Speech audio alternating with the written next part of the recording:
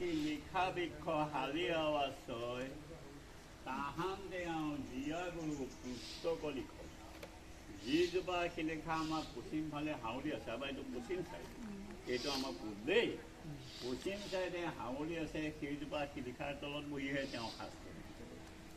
তেওঁ যে পশ্চিম ফালে হাউলি থকা শিলিখাজোপাৰ তলত বহি শাস্ত্ৰ লিখিছিল, কিহত লিখিছিল?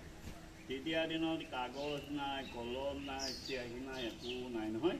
তেওঁ শাস্ত্ৰ লিখিছিল, সাঁচি গছৰ ছাল বাকলিটি এৰুৱাই লৈছিল। সাঁচি গছৰ ছাল এৰুৱাই লৈ শিলেৰে খহি সমানকৈ লৈছিল। লৈ তেওঁ শিলিখা আনিছিল, কেহেৰাজ বনৰ ৰস আনিছিল। শিলিখা আৰু কেহেৰাজ বনৰ ৰস লৈ তেওঁ তাত গৰু মূত্ৰ মিহলাই লৈ পাখি কলমে লিখিছিল। তেওঁ ইয়াত বহি দুভাগ শাস্ত্ৰ লিখিছে, এভাগ হৈছে দশম, এভাগ হৈছে কীৰ্তন। তেওঁ ইয়াত লেখা দশম ভাগ ইয়াৰ পৰা নি তাত অৰ্পণ কৰাৰ কাৰণে আসন ভাগৰ নাম দিছে গুৰুৰ আসন। মই যে দেখুৱালোঁ ক'লোঁ গুৰুৰ আসন, দশম ভাগ ইয়াত লিখিছে, ইয়াৰ পৰা নি তাত অৰ্পণ কৰিছে, সেইকাৰণে আসন ভাগৰ নাম দিছে গুৰুৰ আসন। বন্দী গজৰ নাম অক্ষয় বংশী হৈছে। শিলিখা বিষয়ে ক'লোঁ, সেয়া ক'লোঁ। এতিয়া তোমালোকে চোৱা 3 নম্বৰত তেওঁ পানী খোৱা কোৱাটো, শংকৰদেৱে কোনটো কোৱানো পানী খাইছিল, কোনটো কোৱাটো তেওঁ পানীয়ে গা ধুইছিলে, তেওঁ গা ধুইছিল। আৰু এইটো কোৱাৰ পানীহে গুৰুজনে খাইছিল, এইটো কোৱাৰ পানীহে গুৰুজনে গা ধুইছিল, মানে শংকৰদেৱৰ লগত আপোনালোকে জানে সকলোৱে চকুৰি ভকত থাকে, 120জন ভকত শংকৰদেৱৰ লগত থাকে। 120জন ভকতৰ এজন ভকতেও এয়া পানী গ্ৰহণ কৰা নাছিলে। কিয় জানেনে? এয়া হ'ল গুৰুজনৰ পানী, সেইকাৰণে ভকতসকলে ব্যৱহাৰ কৰা নাছিলে। কিন্তু সেই ভকতসকলৰ কাৰণে শংকৰদেৱে মধ্যৰাতি আকাশী গংগাখন নমাই আনিছিলে দেই। ওচৰতে আকাশী গংগাখন আছে, বিলিঙৰ পিছফালে। শংকৰদেৱে ভকতসকলৰ চকুৰি ভকতৰ কাৰণে মধ্যৰাতি আকাশৰ পৰা নমাই আনিছে আকাশী গংগা। এইভাগ তেওঁ গা ধোৱা আৰু পানী খোৱা কোৱা, এইটো কোৱা পানী গুৰু ভকতসকলে কোনেও সকলোকে কৈছোঁ, সকলো ওচৰলৈ আহাচোন, সকলোৱে অৰ্থনীতিকে আগ্ৰহ কৰিছা। মই কথাখিনি ভাঙি ক'ম, তোমালোকে খালি শুনিহে যাবা। খালি 20জন ভকত শংকৰদেৱৰ লগত দিনে ৰাতিয়ে থাকে, কিন্তু 120জন ভকতে শংকৰদেৱৰ লগত বহি নাম কীৰ্তন কৰিব লাগে। ভকতসকলৰ গা ধুবলৈও পানী নাই, খাবলৈও পানী নাই, নাম কীৰ্তন কেনেকৈ কৰিব? তেতিয়া চকুৰি ভকত লগ খালে। চকুৰি ভকত লগ খাই গুৰুজনক গৈ আপত্তি কৰিলে যে গুৰুবাপ, আমাক পানী অকণৰ সুব্যৱস্থা কৰি দিয়ক। তেতিয়া গুৰুজনেতো ভকতসকলৰ কথা ৰাখিবলগীয়া হ'ল, কিয়নো ভকতসকল নহ'লে গুৰুজনে নাম কীৰ্তন কেনেকৈ কৰিব? তেতিয়া সকলো চকুৰি ভকত গুৰুজনে গোটাই চকুৰি ভকতক ক'লে যে পানী ভাগ মই দিব নোৱাৰোঁ, পানী ভাগ প্ৰভুজনে দিব। আপোনালোকে সকলোৱে লগ খাই নাম কীৰ্তন কৰক আৰু প্ৰভুজনক প্ৰাৰ্থনা কৰক, পানী ভাগ প্ৰভুজনে দিব। কিন্তু দিলে পিছত তেওঁ নিজেই। তেতিয়া সকলো ভকতক ক'লে, সকলো ভকতে লগ খাই তেতিয়া আকাশী গংগাখন নামি অহা নাই দেই। আকাশী গংগাখনত এতিয়া পানী দুনি নাই, শুকান মৰুভূমি পথাৰৰ নিচিনা। চকুৰি ভকত লগ খাই তাত দিনে ৰাতিয়ে চকুৰি ভকতে নাম কীৰ্তন কৰিলে।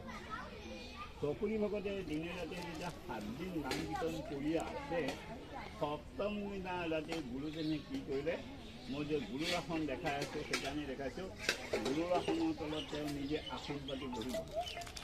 আসন পাতি বহি লৈ ধূপ জ্বলালে, ধূনা জ্বলালে, বন্তি জ্বলাই তেওঁ নিজে ওপৰলৈ প্ৰভুক আৰাধনা কৰিলে। মধ্যৰাতি আকাশৰ পৰা আকাশী গংগাখন নামি আহিছে। আকাশী গংগাখন যেতিয়া আকাশৰ পৰা নামি আহিছিল, তেতিয়া আমাৰ ইয়াত এটা বহুত ডাঙৰ শব্দ হৈছিল, শব্দটো শুনি ভকতসকলে ৰাতি ভয়তে কোনো কোৱা নাই। সকলো ভকত গোটেই ৰাতি উজাগৰে বহি আছে, কিয়নো গুৰুজন হ'ল ভগৱান। তেওঁ নমাই আনিছে, তেওঁ কি কৈছে তেওঁহে জানে। ভকতসকল বহাত শুইহে আছে, ভকতসকলতো একো নাজানে। যেতিয়া মধ্যৰাতি ইমান ডাঙৰ এটা শব্দ হ'ল, সকলো ভকতে ভয় খাই গোটেই ৰাতি ভকতসকল উজাগৰে বহি থাকি ৰাতিপুৱা যেতিয়া অলপ পোহৰ হৈছে, সকলো ভকতে গৈ গুৰুজনক সুধিছে, গুৰুবাপ, ৰাতি যে ইমান এটা ডাঙৰ শব্দ হ'ল, ইমান ডাঙৰ আৱাজ হ'ল, কিহৰ শব্দ হ'ল, কিহৰ আউজ হ'ল, আমাৰ ইয়াত কি হ'ল, আমাৰ সকলোকে কওক। তেতিয়া গুৰুজনে ভকতসকলক ভগৱান শ্ৰীকৃষ্ণৰ ধন্যবাদ দেই। মই ভাগৱতৰ কথা আৰম্ভ কৰি দিছোঁ। ভগৱান শ্ৰীকৃষ্ণই ৰুক্মিণীক হৰণ কৰিছিল নহয়, সকলোৱে জানা। ৰুক্মিণীক যেতিয়া হৰণ কৰিব সময়ত ৰুক্মিণীৰ ককাই ৰুক্মবীৰে কৃষ্ণলৈতো ৰুক্মিণীক নিদিয়ে, হয়নে নহয়? গোৱালৰ ল'ৰা শিশুপাললৈহে দিয়ে। তেতিয়া ভগৱান শ্ৰীকৃষ্ণই ৰুক্মবীৰৰ সৈতে যুদ্ধ কৰিবলগীয়া হৈছে নহয়। ভগৱান শ্ৰীকৃষ্ণই ৰুক্মবীৰৰ সৈতে যেতিয়া যুদ্ধ কৰিছিল, ধেনুলৈ যুদ্ধ কৰি ৰুক্মবীৰক পৰাস্ত কৰি ৰুক্মিণীক হৰণ কৰি তেওঁ কুঞ্জিলৰ পৰা যেতিয়া দ্বাৰকালৈ যাবলৈ আহিছিল, ভগৱান শ্ৰীকৃষ্ণই ৰুক্মিণীক লৈ আমাৰ আকাশী গংগাখন য'ত আছে, আকাশী গংগাখনৰ মাজত এজোপা বটবৃক্ষ গছ আছিলে, বটগছ। বটগছৰ তলত ভগৱান শ্ৰীকৃষ্ণই দ্বাৰকালৈ যাবলৈ আহি ৰুক্মিণীক লৈ নামিছিল আৰু বটগছৰ তলত ভগৱান শ্ৰীকৃষ্ণ বহিছিল। যি সময়ত ভগৱান শ্ৰীকৃষ্ণই ৰুক্মিণীক লৈ পেলাই আহি বটগছৰ তলত বহিছিল, সেই সময়ত তেওঁৰ হাতত তেওঁৰ ধনুখন আহিছিল। কাৰ ধনুখন? ভগৱান শ্ৰীকৃষ্ণৰ ধনুখন। তেওঁ যেতিয়া ৰুক্মিণীক লৈ আহি বটগছৰ তলত বহিছিল, সেইটো সময়ত ইয়াত পানী দুনি নাই দেই, এইখন শুকান মৰুভূমি আছিল।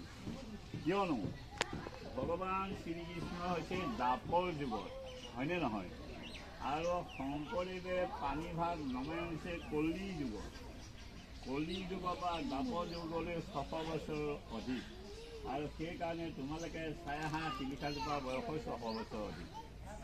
তেওঁ যেতিয়া ৰুক্মিণীক লৈ বটবৃক্ষ গছৰ তলত বহিছিল, বটবৃক্ষত ধনুখন আওজাই থৈছিল, সময়ত ভগৱান শ্ৰীকৃষ্ণই ৰুক্মিণীক লৈ অন্তৰ্ধান হৈ তেওঁ গুচি গ'ল। তেওঁ যেতিয়া অন্তৰ্ধান হৈ গুচি গ'ল, ধনুখন আৰু বটগছজোপা তেনেদৰে আকাশী গংগাৰ মাজত থাকি গ'ল।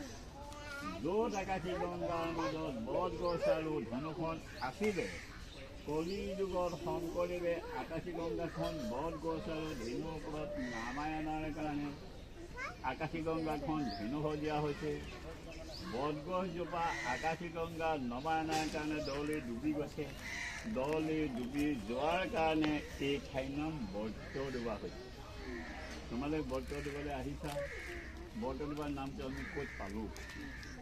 বটগছৰ ওপৰত কলি যুগত শংকৰদেৱে আকাশী গংগাখন নামাই অনাৰ কাৰণে বটগছজোপা দলে ডুবি যোৱাৰ কাৰণে ঠাইৰ নাম বটদ্ৰৱা। বটদ্ৰৱা যে আমি ইংলিছত দেখোঁনে নাই, বটদ্ৰৱাৰ নামটো বটগছ তললৈ বহি যোৱাৰ কাৰণে ঠাইৰ নাম বটদ্ৰৱা হৈছে। এতিয়া বটদ্ৰৱাৰ নামটো আমি পালোঁ, হয়নে নহয়? এতিয়া আৰু দুটা বস্তু পোৱা, তোমালোকক মই বহুত সময় লৈছোঁ, কৈ দিছোঁ শুনা, ভাল বস্তু। ভগৱান শ্ৰীকৃষ্ণই যিখন ধনু লৈ ৰুক্মবীৰৰ সৈতে যুদ্ধ কৰি ৰুক্মিণীক হৰণ কৰি আহি বটগছত আওজাই ৰাখিছিল, ভগৱান শ্ৰীকৃষ্ণৰ ধনুখনৰ নাম বাৰু কি? ভগৱান শ্ৰীকৃষ্ণৰ ধনুখনৰ নাম হৈছে সাৰংগ ধনু। মনত ৰাখিবা, সাৰংগ ধনু। ৰামখন হৈছে হৰধনু, অৰ্জুনখন হৈছে গান্ধীৱ ধনু। ভগৱান শ্ৰীকৃষ্ণৰ ধনুখনৰ নাম সাৰংগ ধনু। সাৰংগ ধনু আৰু সাৰংগ পানী ভগৱান শ্ৰীকৃষ্ণৰ নিজৰ হৈছে। আৰু এটা কথা শুনিবা, ভাগৱতৰ কথাই গতিকে শুনা। তোমালোকে সকলোৱে জানাচোন, বস্তুটো জানিবলগীয়া কথা দেই। আকাশী গংগাখন শংকৰদেৱে আকাশৰ পৰা নমাই অনাটো সঁচা। তেওঁ আকাশী গংগাখন আকাশৰ পৰা নমাই আনিছে, আমি সকলোৱে জানো তেওঁ আকাশী গংগাৰ আকাশৰ পৰা নমাই। কিন্তু আকাশী গংগাৰ এই পানীভাগ আকাশত জানো উৰুমি ফুৰিব পাৰিব? পানীভাগটো উৰুমি ফুৰিব নহয়, বা পানীভাগটো উৰুমি ফুৰা বস্তু নহয়, হয়নে নহয়? পানীভাগ নিৰ্দিষ্ট এটা জেগাত থাকিব লাগিব। আকাশী গংগা পানীভাগ ক'ত আছিল? আকাশী গংগাৰ পানীভাগ আছিলে বৈকুণ্ঠ। মনত ৰাখা, আকাশী গংগাৰ পানীভাগ আছিলে বৈকুণ্ঠ। ভগৱান শ্ৰীকৃষ্ণৰ শংকৰ ৰূপেৰে যেতিয়া বন্তি ধূপ ধূনা জ্বলাই ওপৰলৈ আৰাধনা কৰিছিল, লক্ষীয়ে পানীভাগ এৰি দিছিল। এই পানীভাগে আকাশী গংগাৰ নামেৰে নামিছে যদিও আচল আকাশী গংগাখনৰ নাম হৈছে পবিত্ৰ আকাশী গংগা। পবিত্ৰ আকাশী গংগা হোৱাৰ কাৰণে আকাশী গংগাৰ পানীৰে আমাৰ থানত পজ্জল বনোৱা হয়। পজ্জল ভকতসকলে লৈ যায় নহয়, আইসকলেও নিয়ে, ভকতসকলেও নিয়ে পজ্জল। পজ্জলটো পবিত্ৰ জলেৰে বনোৱাৰ কাৰণেহে পজ্জল হয়, সেইকাৰণে আকাশী গংগা।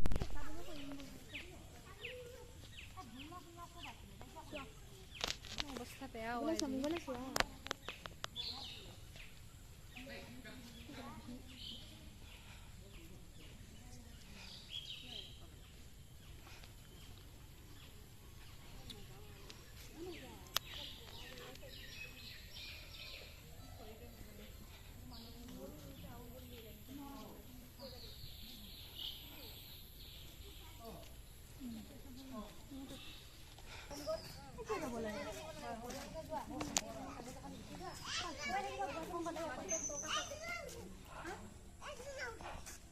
চোৱা এইখন স্কুল চোৱা, শংকৰদেৱ দেউতাই পঢ়িছে।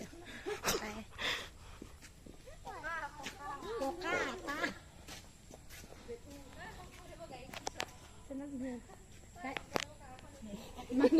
বেয়া হৈ আছে।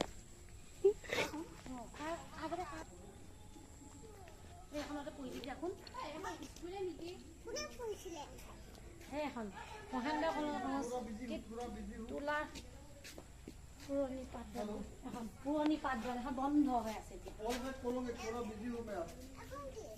এখন স্কুল এই শংকৰদেৱ, সেইজন শংকৰদেৱ দেখিছা ফটো মাৰি আছে, এইজন শংকৰদেৱ কিবা আছেনে ধৰ বহা বেঞ্চি আছে। দাদাক ক'বা গৈছে মোক পঢ়া টেবুল এই আছা সৰস্বতী এই যে পঢ়িছিল এই নিজা সৰস্বতী ফটো থৈ দিছে চোৱা। এইফালে দেখিছা এইফালে ইয়াৰ পিছত সৰস্বতী মা ফটো চটো মাৰি থৈছে খুলি পেলাই চাবি আছে ঘৰ বনাই দিছে। আগতে খেৰহে আছিলে, এই হেৰি কৰিলে শংকৰদেৱে চাবিটো দি গ'ল স্কুলত। আগতে এটা খেৰহে আছিলে।